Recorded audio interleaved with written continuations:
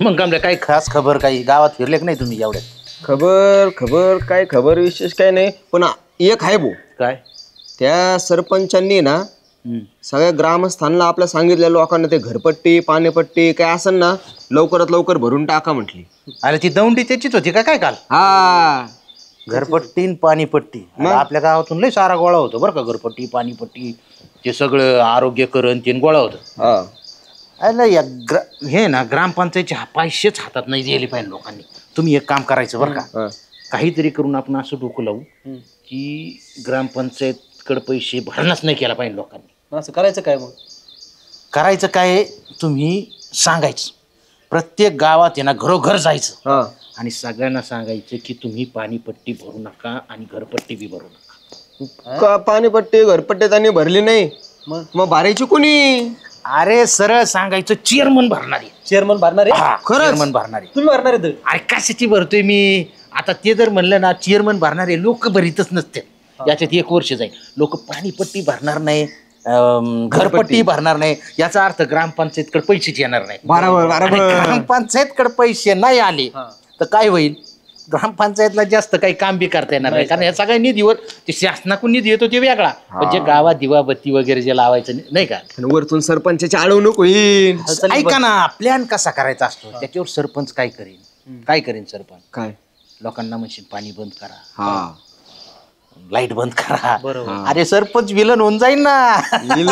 Chairman त्याचा फायदा आपण घ्यायचा. सरपंच कसा वाईट आहे हे दाखवायचं, तरच आपण निवडून येतो पुढच्या वेळेस. डायरेक्ट बिनविरोधच आणि जर आता 1 वर्षावर निवडणुका आल्यात, जर आपण निवडून आलो तर सांगितल्याप्रमाणे 1 वर्ष घरपट्टी पाणीपट्टी माफ करून टाकू. आपल्या घरातून घालायच्या का दुसरीकडून इकडचा निधी उचलायचा आणि इकडे टाकायचा. सगळा प्लॅन झालेला आहे व्यवस्थित.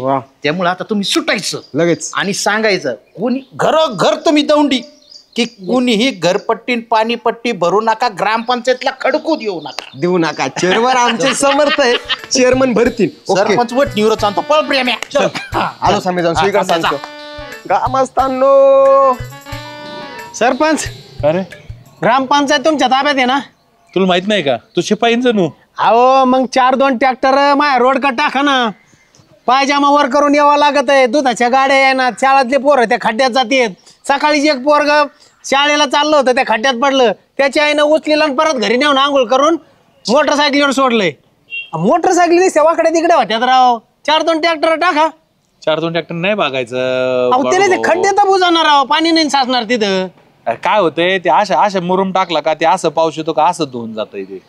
आणि काहीतरी करा राव तिथं, लोक येणार जायनात गावात. ठीक आहे, चांगला पापड्या मुरुम भेटला ना टाकून देतो मी. चालेल. ते आपल्या नेहमीचा मुरमावाला आहे ना, बरं का, नेहमीचा मुरमावाला आहे ना, त्याला सांग, त्याला म्हणा सरपंचाने सांगितलं 4-5 ट्रॅक्टर टाकून घ्या तिथं. सरपंच काही सांगायला मालक झाले का काय ग्रामपंचायतचे?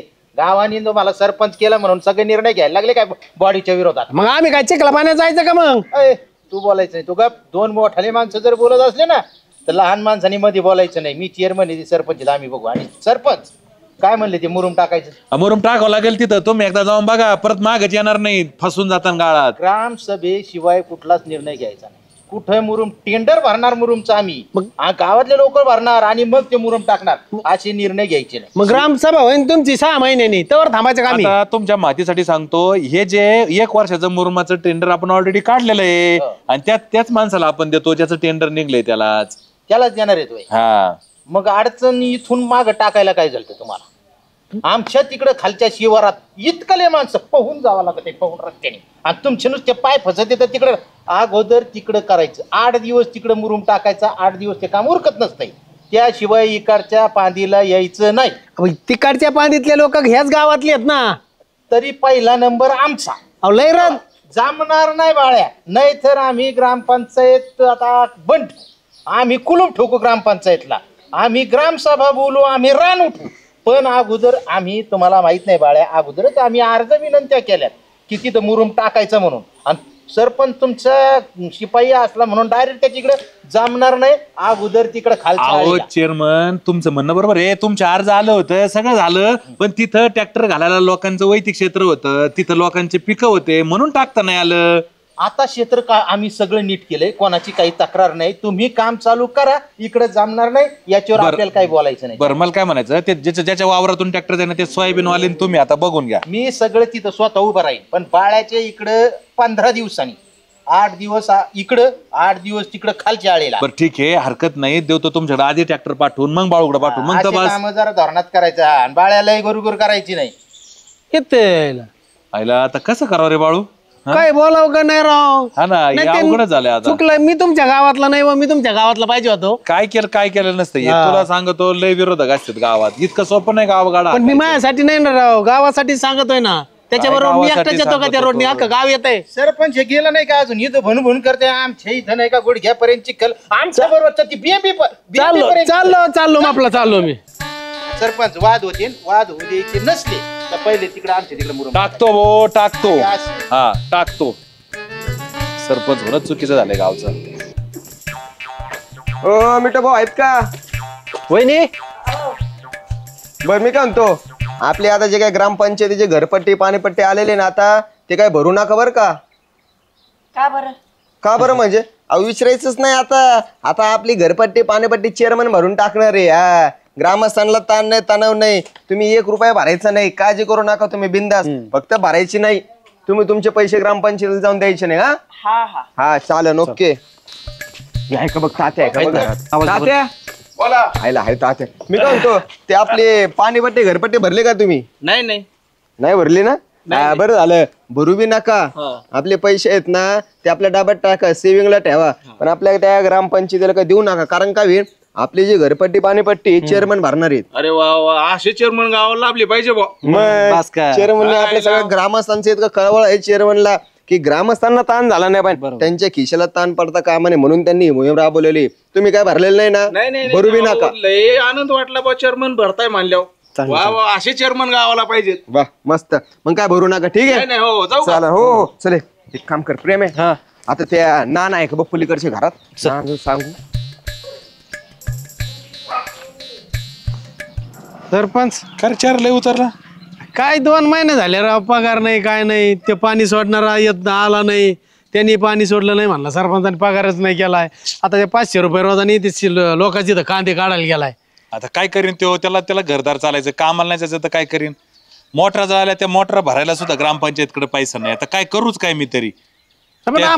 त्या चेअरमननी सगळ्यांना गावात घर टू घर जाऊन सांगितलंय का पाणीपट्टी भरू नका, घरपट्टी भरू नका, आमकं नाही फला नाही. आता ग्रामपंचायतकडे जर पैशाच्या नाही, मी काय घरून पैसे घालू का त्याला? बरं घातले बी असते. एक गोष्ट आहे का, तिथं त्या पाण्याच्या मोटरा झाल्या, त्या माणसाचा पगार थाकलाय, तुझा पगार थाकलाय. आता करणार तरी काय मी? अवघड राव, काहीतरी करा पण राव. आता काय करू? ते चेअरमन इतके बारे बांधून ठेवलेत ना, तोडता तोटा. काय रे तुम्ही ते लोक घरपट्टी पाणीपट्टी भरीना म्हणून त्यांचं पाणी बंद केलं, मग करावंच लागणार. आता काय करू मी तरी? लोकांच्या दृष्टीने तुम्ही झाले ना विलन आणि चेअरमन झाले हिरो. कसं झालं? चेअरमन स्वतःची विहिरीतून पाईपलाईन टाकून आता लोकांना पाणी देतो म्हणले, तेच देणार आहेत. पाणी सप्लाय होतं. म्हणजे चेअरमनची ही गेम होती, आलं का लक्षात? अच्छा, मला विलन करायचं आणि स्वतः हिरो व्हायचं. सगळं मतदान फिरणार आहे. आता काय करू काय मी? आता लोकांच्या घरात जाऊन पाणी भरून देऊ त्यांना? माझ्याकडे काय रे? काय रे असं होणार आहे? आयला गंठन बाळू, मॅच आपल्या अजून हातात आहे, आलं का लक्षात? अजून पण आपण बॉन्डर मारू शकतो. चला सेंचुरीच्या दिशेने वाटचाल करू. चला.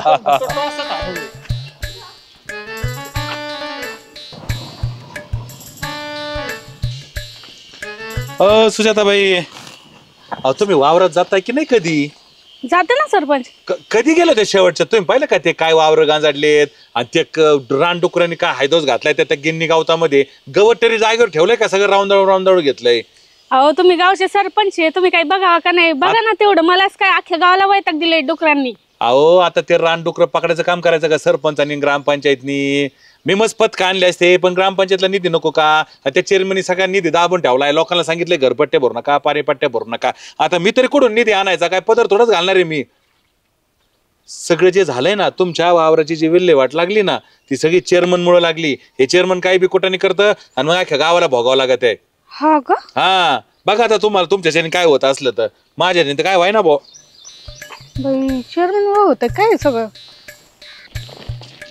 आता कोणी भरायचं राहिलंय त्यांना सांगायचं भरूच नका. पाणीपट्टीच भरू देत नाही आता. चेअरमन अहो काय म्हणता सुजाताबाई? हो. बरं ऐका, पाणीपट्टी घरपट्टी अजिबात भरायची ना.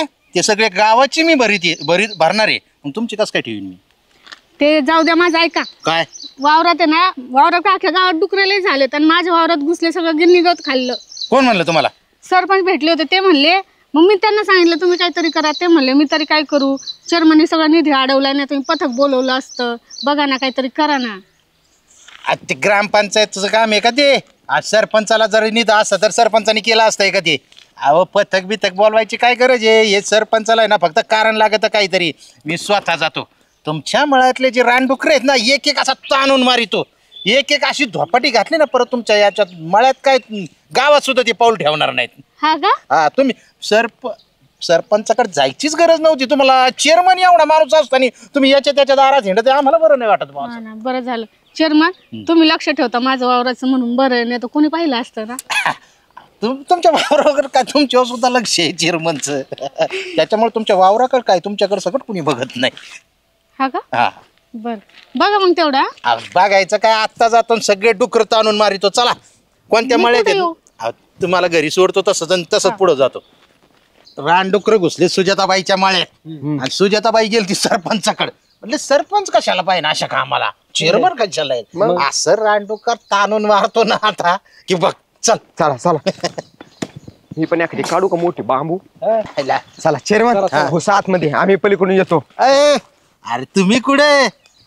सुजाताबाईच्या मळ्यात आम्हीच जाणार आणि सुजाताबाईला आम्ही शब्द दिलाय एक एक डुक्कर असं ताणून मारणार. एकटे कुठे जाते तुमच्यासोबत आम्ही? चेअरमन घाबरत असतो का काय डुकराला? हे असं एका डुकराच्या पायावर असा पाय दुसरा ना फाटळून टाकी तो डुक्कर. मी तुम्ही मस्तपैकी शूटिंग करा, मस्तपैकी अख्ख्या गावाच्या ग्रुपवर आणि सुजाताबाईला शूटिंग. वाटलं तर फेसबुकवर जाऊन लाईव्ह त्यांना पर्सनली टाकतो बस काय आम्ही झालं. अरे अख्ख्या गावात नुसतं असा छाप झाली पाहिजे चेअरमनची. आणू का एक डुक्कर धरून? हा जा लवकर. करे कॅमेरा चालू. इकडे अयो अरे हे काय आपलं जीव वाचो बाबू.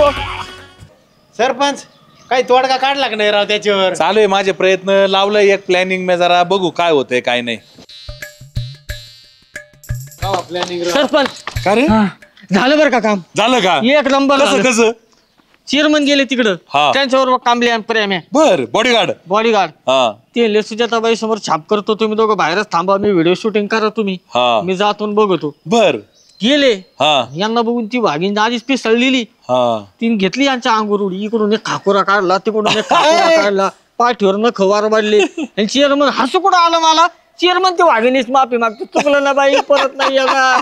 अरे वाघीण आली कुठून? थांबा, तुझे लेकर मला माझ्या लेकरासारखे आहेत. मी तुझ्याकडे काय, आमच्या घरा शेजारी किशोर वाघ राहतो, मी त्याच्याकडे मी मागणार नाही.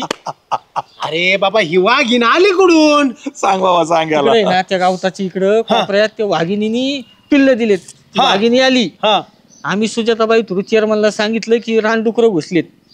चेअरमन गेले रानडुकरं हाणायला, तिथं रानडुकरं नव्हतेच, वाघीण होती. असं झालं बाई. अशी चावताळली. चेअरमनला पार इकडून तिकडून पार लालबुन केलंय, अख्ख्या अंगाला वार खाली. चेअरमन डायरेक्ट वाघिणीच्या ताब्यात गेला काय मग? आता चेअरमनला नेलंय दवाखान्यात.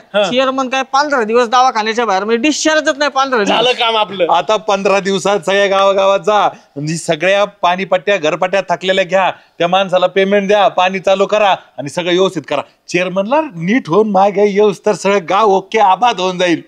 बाबा सुद्धा काय. हा गंटन परत एकदा सांगणार चेअरमन वाघिणीला कसं करीत होते. सॉरी ना ग बाई, सॉरी, चुकलं ना, मी चुकून आलो इथं, परत येणार नाही. तुझे लेकर मला माझ्या लेकरासारखे. वाघिणीला घरी जसं करतात ना बायको समोर, तसंच वाघिणी समोर करतात.